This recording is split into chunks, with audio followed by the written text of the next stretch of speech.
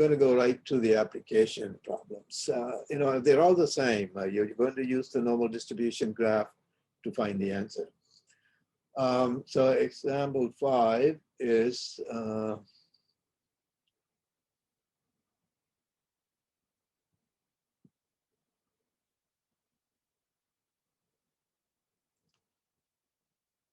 okay, example 5 is IQ score of high school students is 100. The mean is 100. So it says average IQ score of the 1200 students is 100. That means mean. Average is same as mean. The standard deviation is 15. And they have normal distribution. So the first question is, what's the probability that the randomly picked student has IQ score between 85 and 115? Okay, so draw the graph. And mark those numbers. The mean is 100, so that's here. They're asking 85 and 115. 85 is on the left. 115 is on the right. And both are one standard deviation away. So standard deviation is 15. So they both want that standard deviation away from the mean. So that means the z-score is 1. The number of sigmas away each one is 1, 1. 115 is 1 sigma away from 100. And 85 is also 1 sigma away from 100. But it's z is -1 for that. But you're going to look up 1. Now, I gave you this number. When you're 1 sigma away, you know, what is the area? I gave you that, but you don't have to memorize that. You don't have to memorize anything. You can just look up the table. So here's the table, and I'm going to look up 1.0. 1.0 right here, 0.3413. It's the same number as the number I gave you for going 1 sigma over. So 0.3413 is this, 3413. And this other one, 85, is 1 sigma away on the left. So that would be having same area, 0.3413. You don't have to look up that again. So basically twice the that number is the answer. So part A answer is 2 times 0.3413 equal to 6286. That's your answer for that. All right.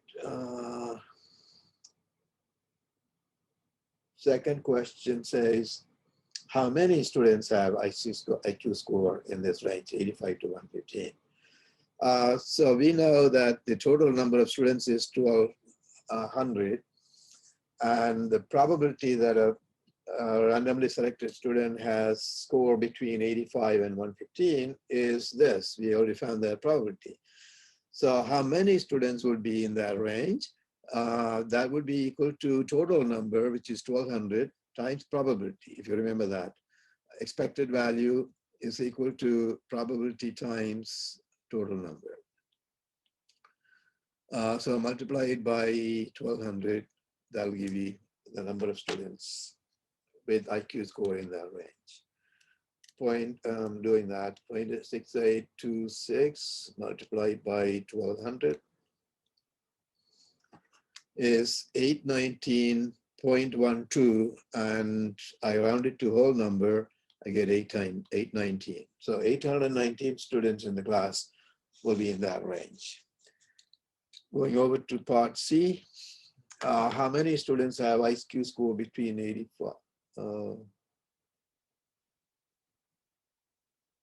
I'm sorry, I answered part C already. So this answer I have is part C.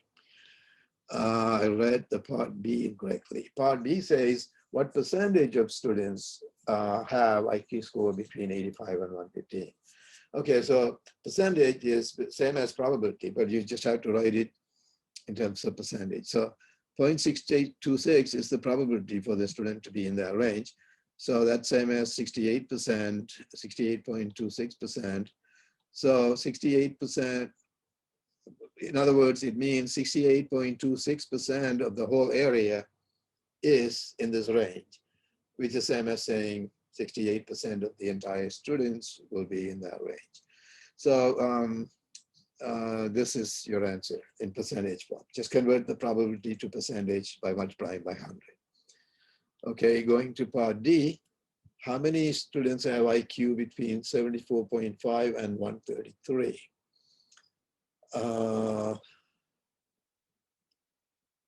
Okay, that I don't know why they did that, because 74.5 is on the left of 100 and 133 is on the right. So that question is much like the question number A. So I'm going to skip that. It's you already know how to do that. So let's go to the part E. Part E says, how many have IQ score greater than 133? Okay, IQ greater than 133 means 100 is the mean. So 100 is here, 133 is somewhere here. And so we are looking to find this area.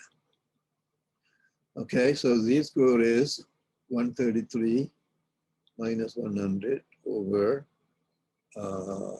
15 equal to 33 over 15 equal to 2 point something. Let me calculate that. 33 divided by 15.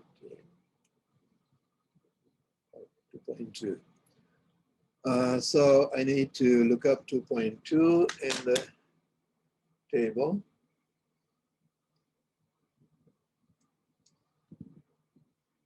2.2 has 0.4861. 0.4861. So that's our area here, 0.4861. 61. That's the area from mean to that number. So to find the answer they're asking for, I need to subtract that number from 0.5. 0.5 minus 0.4861. I'm going to do that in the calculator. 0.5 minus 0.4861 gives you 0.00139. This is the probability for a student to have a score higher than 133. But the question is asking about the number. How many have that? So the number of students who have that is equal to the probability times the total count of students in the class. So that's what I need to do. Multiply by 1200.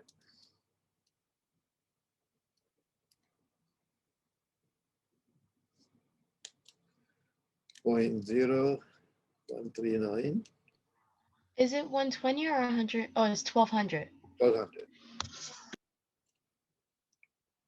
equal to 16.68.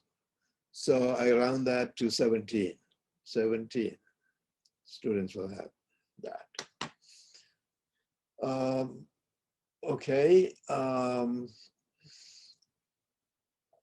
Let's do the part F now. What is the probability that a randomly picked student has IQ score 50 or less?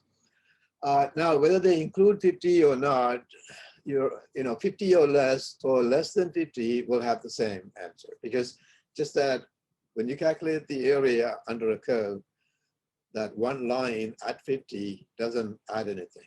So whether the question is less than 50 or less than or equal to 50, your answer is same.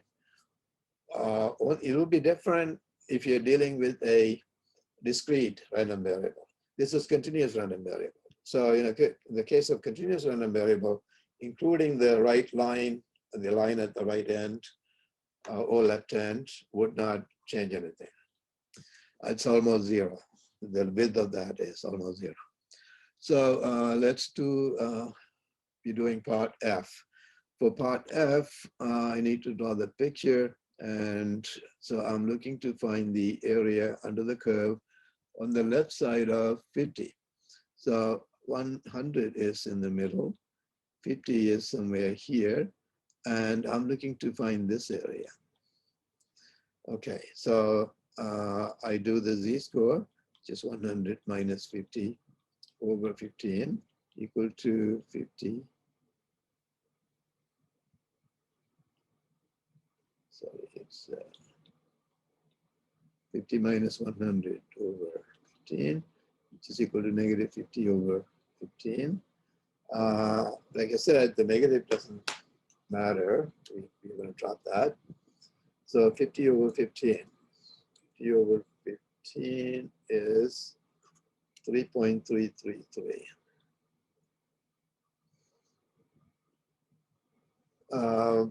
We can only look up two fractional digits in the table. So I'm going to look up 3.33. So like before, we drop the negative sign because it means the point 50 is on the left, but we're going to look up the area to the right. So if you go 50 to the right, that'll be 150. So we can, whatever that number is, the area on the right going 3.33 sigmas is same as the area going to the left, 3.33 sigmas. So what we are looking up right now is the area on the right, but that is same as the area on the left.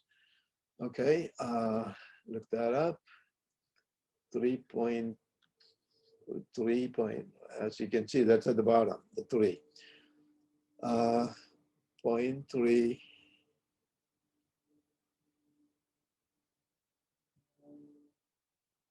3.3 is not even in the table because that's so small. The 50 is way on the left. So we had to just use the closest number we have on the table, which is 0.499. So 0.499 is what this area is. And so subtract, to find this, subtract that from 0.5. So area that we are looking for is 0.5 minus 0.4990, which is equal to 0.0001. It's a very small number. And that's why those numbers are not even there in the table. But I'll make sure when you're doing the test problem, I'll make sure your numbers will be in the table. Okay. If a student with IQ 145 is 145 or over are placed in honors program, then how many will be in honors program? Basically, we need to find how many students will have 145 or over. That's similar to problem E, 133 or over. We already did that. So nothing new there. So we'll move on.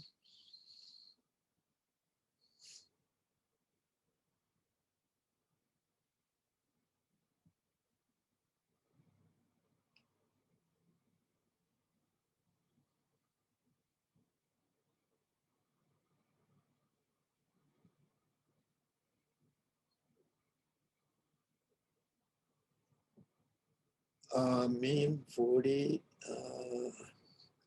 Yeah, let's do this exercise 11. I think some of the questions are similar to what we did, but it would be helpful to do some of them. So I'm at exercise 11. What is the life expectancy of a certain shoes follows normal distribution with average life 40. So that means mean equal to 40. Mean equal to 40. And standard deviation is 7. If a pair of shoes is randomly selected, what is the probability at least 50 months? So the number X is 50. You have to make sure the units are in agreement. The mean is given as 40 months, and therefore the unit is same. Make sure the units are same. Okay, so the z-score is 50 minus 40 over 7.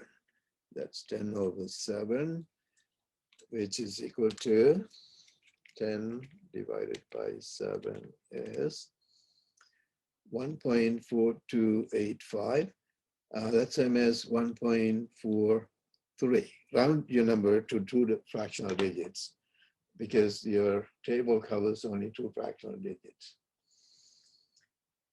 1.43 gives me 0.4236. 0.4236 is the area. Going back to the problem. Let's draw the picture, then we can see what we have to do to get to the answer. The mean is at 40. And so this number 50 is on the right side somewhere. And the question says, what is the probability that at least, that it lasts at least 50 months? At least 50 means 50 or more. So we need to find the area on the right side of this. So what we looked up, we looked up the z-score of 50, and so that's going to give you this area, 0.4236. And so the answer to the question is 0.5 minus 0.4236. And so let me do that.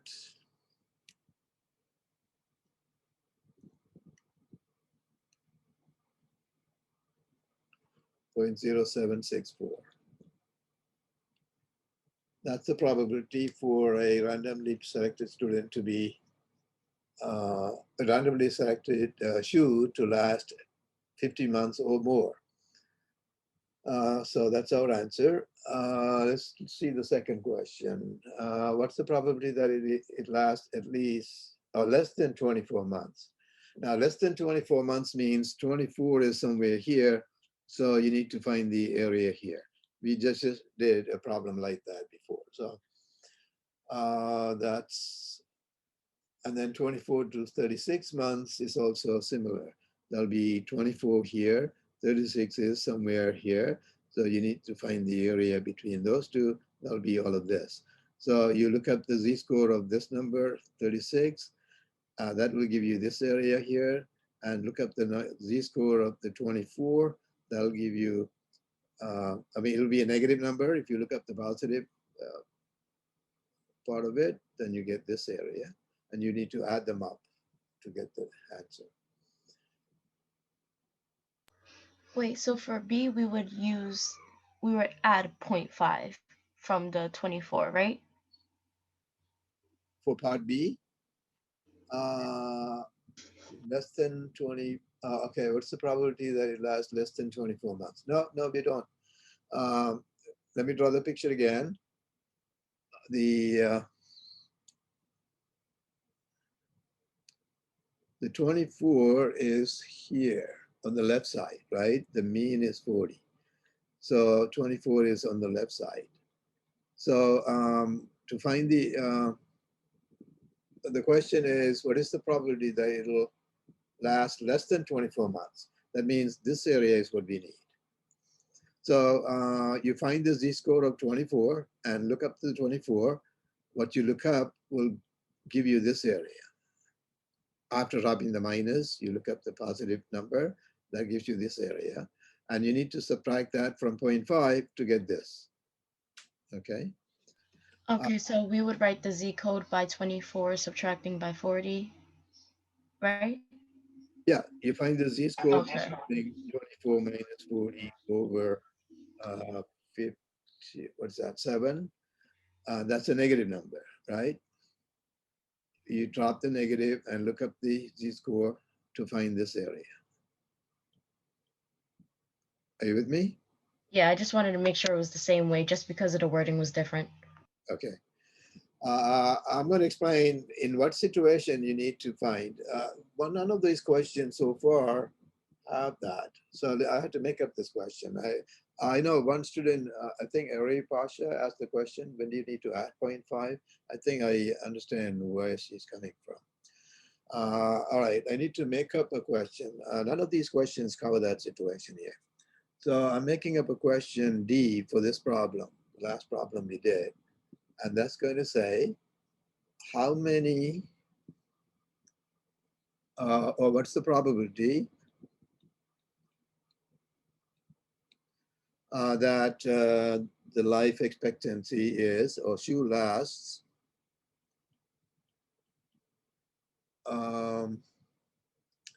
36 months or less. less than 36 months. Yeah, that's the case. None of these questions have covered. So let me draw the picture, and 36 is on the right, not 36, 46, all right, 46. All right, 46 months means, here is the mean 40, and 46 is somewhere on the right side. Okay, and if I look up the z-score of 46, z-score equal to 46 minus 40 over 7, and that's equal to 6 over 7. And 6 over 7 gives me 0.8571. 0.8571. And so let me look up that on the table. Now you're looking at 46, the z-score of 46, and that's going to give you, the area between 40 and 46. So let's look up that. 0.85, 0.8, 87. I'm rounding the number at 0.86. I need to look up 0.86. So 0.86 is 0.3051. This area is 0.3051. So that's this area. But the area we need is the entire area on the graph on the left of 46. That means we need all of this, right? Because it says, what is the probability that the shoe will last less than 46 months? Less than 46 means everything on the left of 46. Okay, so I looked up the area, I got 0.3051. So what do I need to do to find the answer? That's when we have to add the 0.5 That's to the z-score. Right, because the entire left side Okay, of, I understand. all right. So entire left side has 0.5, so 0.5 plus 0.3051, which is equal to 0.8051 is your answer. Okay, now I understand what you were talking about. Okay, so I think we covered pretty much all the different situations in normal curve. So we don't need to go over these other problems. Everybody's good, or any questions so far? Is the final on the 20th, Professor? The final is on Monday. As far as I know right now, it's going to be 1 week from Monday. This Monday is our third exam. And then you have another week to study for the final exam. The final exam is on the following Monday. The 24th. Is that 24th? 17? Yeah, 24th. All right.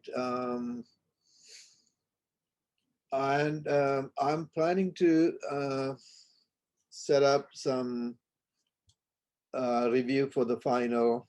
I know you may have forgotten the things we did at the beginning, so you need a review. The final exam is cumulative. It's going to cover the whole thing. And also it's required that you earn certain points in the final exam to pass. So no matter what grades you have already, the final exam must be at least 40 to pass the course. So even if you have an average of 75 going into the final, if the final is 35, you don't pass. That's what it means.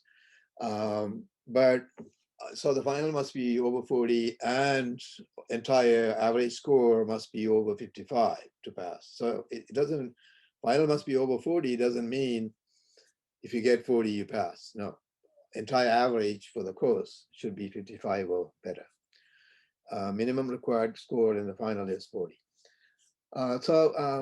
Well, study for the final, and I'm going to help you with the final by setting up some reviews. and I'll split it up into 3 parts so that it won't be too long, and you'll carry as a 3 assignment weight instead of 1 long assignment. So I'm planning to set that up starting sometime later today or tomorrow. So start working on them, and always, if you have questions, you can email me.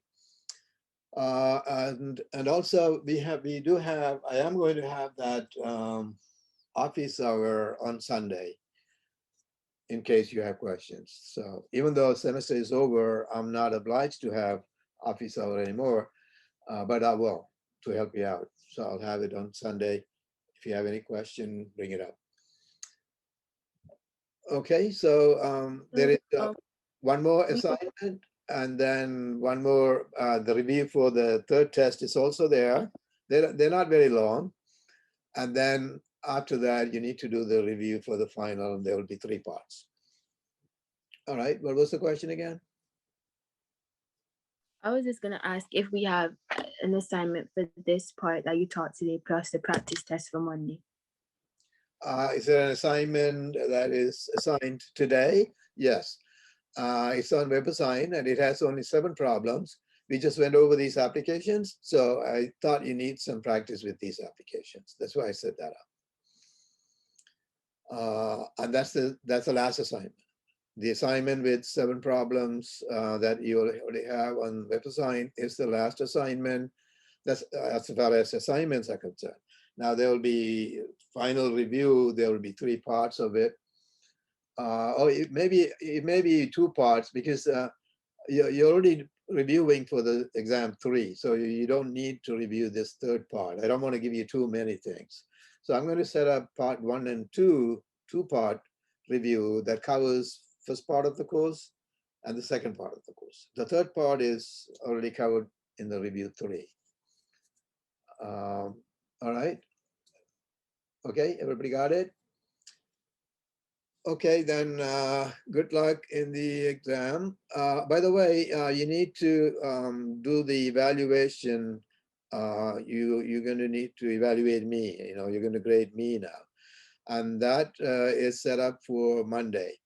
So you can do it right at the beginning of Monday class, before the test, or I think it's open until 1:30 or something like that. I can't change that time now. So I'll look that up and let you know. But I'm going to give you extra time on the test. So don't worry about spending time on this at the beginning. Do this at the beginning, and then you can start the test. All right. Good luck in the test, and enjoy the rest of the day and the weekend. I will see you Monday. Thank you, Professor. Have a good day. Cheers. Bye.